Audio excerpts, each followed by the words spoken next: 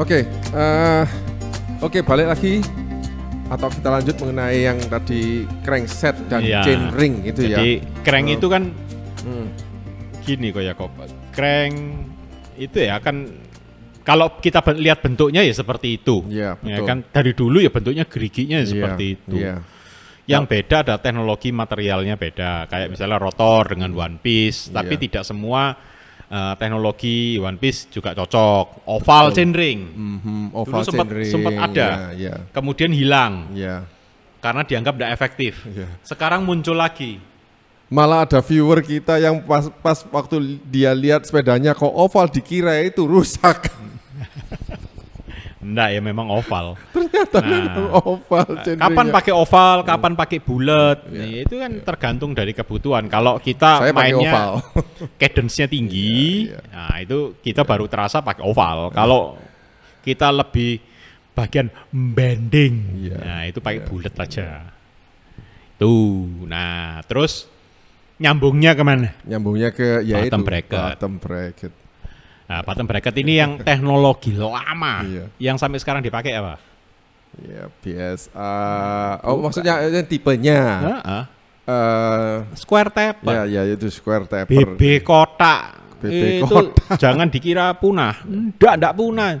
Yang make malah champion-championnya Velodrome. Iya. Berapa champion Velodrome pakai itu? Kemudian pemakai fiksi-fiksi pakai itu. Iya. Brompton itu loh masih pakai sampai hari ini. Itu apakah tipe itu sederhana ya? Satu, dia sederhana. Oke. Kedua, dia tangguh. Memang saya akui tangguh karena asnya itu kan solid. Nah, sedangkan kalau kita main fiksi, itu kalau kita ngerem kan kita tahan pedalnya. Kita tahan supaya enggak muter kan rodanya. Ada force depan dan force belakang. Nah, kalau pakai Holotech yang Holotech, apa gak melintir pipoy? Melintir lama-lama. Karena itu pakai square taper. Nah, menarik. Iya. Terus karena crank armnya fiksi itu solid, ya kan? Kalau pakai Holotech, bolak-balik ganti crank. Lah, sedangkan supaya ndak, ya pakai square taper, jadi diganti ya cuma crank armnya, cranksetnya tanpa spindle itu. Betul. Jadi sesuai dengan kebutuhan kok ya. Nah, kalau kita lihat evolusinya BB, itu kan dari square taper. Sebelumnya ada lagi, tapi kita ngelihat evolusinya tidak terlalu gede. Dari square taper masuk octalink. Ya kan, yang kroak-kroak itu, kroak-kroak 8 kemudian dibaut lagi seperti square taper. Cuman dia bentuknya lubangnya lebih gede sehingga lebih ringan. Kemudian muncul Holotech 2. Kalau itu Holotech 1 yang octalink itu, ini Holotech 2. Nah, kemudian SRAM keluar, DAP. Nah, kemudian FSE spindle 29. Ya, itu karena paten-patenan ya, jadi mereka terus, harus keras otak. Itu kita bicara soal spindle-nya. Nah, kenapa kok pakai 30, 29? Karena mereka memakai material yang ringan. Nah, material ringan supaya stiff, supaya kuat, dia harus besar. Betul. Kemudian harus sedikit lebih tebal. Nah, kalau Shimano kan pakai 24. 24, dia spindle-nya materialnya keras. Ya, otomatis lebih berat. Nah, itu sepanjang yang saya rasakan ya, karena saya pengguna rotor Aldo dengan spindle 30, spindle 30, saya rasakan memang power transfernya memang solid. Beda, pasti akan beda. Iya, betul. Nah, itu tapi kembali lagi ke kemampuan frame. Kemampuan frame ya. Kemampuan frame-nya bisa enggak nampung itu. Iya, betul. Ada beberapa frame yang memang didesain untuk spindle kecil, spindle 24. Nah, beberapa frame kalau sekarang frame-frame itu udah lebih liberal lagi. Jadi press fit itu kalau dulu kan 41, sekarang udah ada 46. Wis macam-macam. Nah, dari 46 ada lagi yang naik. 46 dibagi lagi threaded 47. Threaded 47. Itu yang... Nah, sekarang kayak frame. Pemasangan bottom bracket aja deh. Udah berubah lagi kan? Berubah. S-Work. Specialized. Kembali ke lama. BSA biasa. Nah, ya ini yang benar-benar sesuatu yang unik ya, sekelas S-Works yang kita persepsinya adalah cutting edge ya. Ternyata BB-nya balik ke sederhana. BSA English lagi. Threaded. Nah, terus yang sudah ada zaman embuh. Pinarello. Nah, Pinarello dari dulu sampai sekarang setia dengan namanya Italian BB itu reverse-nya BSA. Itali tidak mau dikatakan. Kenapa kok banyak yang kembali? Karena mereka melihat bahwa press fit itu banyak yang fail. Betul. Terutama di frame carbon. Jadi frame carbon itu kan kalau kita lihat BB press fit yang reguler biasa, itu kan antara BB bodi kiri dan kanan itu kan terpisah. Hanya dihubungkan oleh cover. Betul. Covernya cuma plastik. Dan bisa lepas-lepas. Ya kan? Sehingga kalau kita power, kita pakai terus nanjak macam-macam, akhirnya kan ada fatigue. Nah, kalau sudah fatigue, lama-lama misalign. Misalign sekian milimeter aja ya. Sekian milimeter, 0,0 sekian milimeter udah bisa kiat. Betul. Kriak. Ya, itu. Saya harap ini hanya sekedar informasi ya. Tapi jangan paranoid.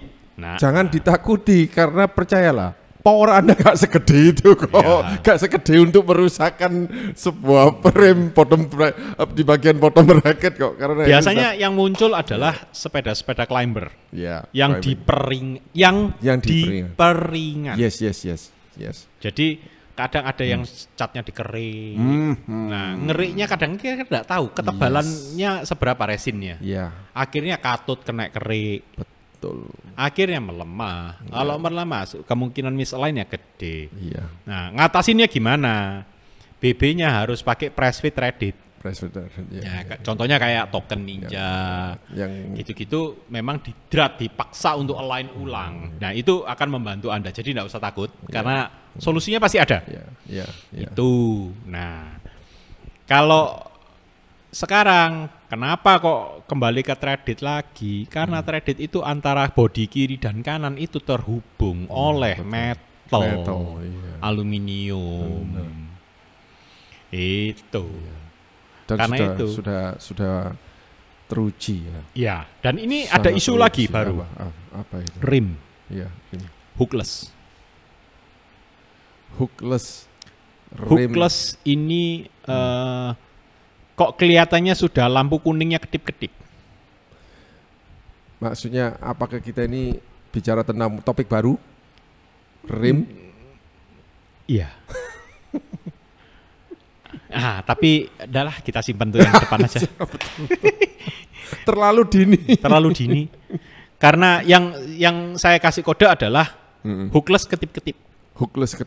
Ya. Kenapa? Beritanya seliweran kok itu. Iya, beritanya seliweran. Enggak karu-karuan, apalagi yang terjadi barusan ini ya. Dan itu memang sudah, saya kan pernah ngomong sama Ko Yakob kira-kira berapa bulan lalu waktu hookless itu baru-baru keluar. Betul. Ini akan masalah. Betul, dan terjadi beneran. Iya. Bagaimanapun juga, all technology never dies. Nah, hookless ini kan baru, Rik. Total baru, Rik. Iya kan? Apakah wajar? Loh, ini topik baru. Ya toh, kena pancing. Tapi enggak apa-apa, kita lanjut aja ya. Nanti saya akan cut sehingga nanti part 1 ya. Enggak apa-apa, kita lanjut ya. Namanya kita sudah ngomong. Jadi hookless ini. Jadi kita tadi crankset, chainset, terus habis gitu BB. Udah kan, terus, sekarang rim. Iya, tambah pinter. Sekarang rim hookless ini kan sebuah teknologi yang baru. Waktu keluar itu tahun lalu kalau nggak salah ya. Akhir-akhir tahun lalu ya. By the way, saya sangat mencintainya loh ya. Saya jatuh cinta karena apa? Setelah saya pengalaman memakai Korima itu, Rick, yang kamu ajak ke Bukit Ular itu hookless loh, Rick. Dan enggak pernah ban saya bocor atau apa-apa. Enggak pernah yang dialami seperti Thomas Dejen yang barusan ini jatuh tanpa sebab losor gitu ya. Sampai banyak keluar mencetat embung. Linernya keluar. Iya, linernya keluar. Oke, lanjut ya Pak. Jadi gini, hookless ini memang kita harus sangat hati-hati dalam memilih. Betul. Setahu saya ya, Rick ya, hookless ini pertama kali keluar itu dikeluarkan oleh Zip. Ya toh, Zip 302. Betul. Saya sempat ngomong, ini akan jadi masalah. Iya. Pada waktu itu sudah masalah, Rik. Karena apa? Banyak orang yang tidak ngerti kegunaannya tubeless itu, tapi malah dikasih ban dalam. Banyak loh. Katanya mekaniknya sih gak apa-apa pakaian, gak apa-apa pakaian. Nah, salah satu dari customernya kita, cewek, dokter, dia memakai NV Foundation. Tapi dalamnya diisi ban dalam. Pada waktu dia turunan jembatan, kerat dia lepas. Karena hookless itu desainnya untuk tubeless. Sempat hookless tubeless ini tidak populer beberapa saat. Sempat tidak populer. Kemudian baru naik daun lagi setahun terakhir. Ya, saya beruntung, saya merasakan hebatnya hookless tubeless justru loh ya. Tapi ya itu enggak tahu kenapa itu. Kenapa kok dia sampai jatuh dan dan sampai kamu merasa bahwa akan ada problem. Harus hati-hati kita untuk hookless. Karena perubahan teknologi ban itu cepat, Yakob. Hookless ini tidak bisa dikasih pressure yang under. Dan over pun tidak bisa. Jadi harus betul-betul presisi. Itu satu. Kedua, jenis dan tipe ban. Merek tipenya itu tidak semuanya bisa hookless. Betul. Makanya tertera di wheelsetnya. Jadi biasanya di websitenya itu tertera dia merek apa, tipenya apa, ukurannya berapa. Jadi ada beberapa orang yang memasang hookless, misalnya lebarnya 25. Karena kan banyak yang 25 innernya. Dipasangi 25, banyak yang meletat. Meletat karena tidak boleh, karena kekecilan ya. Betul. Itu. Nah, terus jadi kan ini dalam pikiran saya ini bikin susah ini. Bikin susah.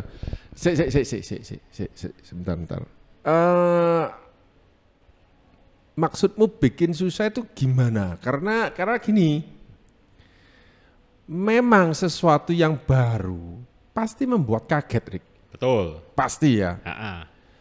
Dan sesuatu yang baru itu kadang-kadang biasanya orang kalau membeli sesuatu yang baru, gadget baru aja loh, mereka enggak mau baca instruksinya, ya kan. Padahal kalau dibaca dan diikuti ya sebetulnya enggak apa-apa. Ini gini. Yang bikin susah itu adalah apakah semua daerah bisa support? Nah, itu dia. Itu satu. Di negara yang maju, jauh lebih maju dari kita lah, Eropa lah. Ya itu tipe. Nah, kan banyak yang berodoli. Kayak MTB dulu hookless, sempat muncul. Sekarang enggak mau, balik lagi hook.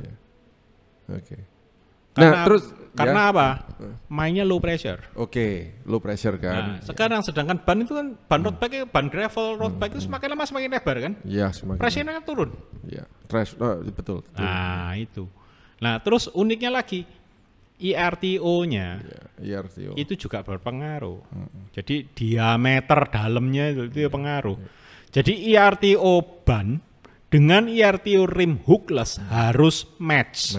Betul. Jadi Anda kalau beli rim hookless, baca manualnya baik-baik.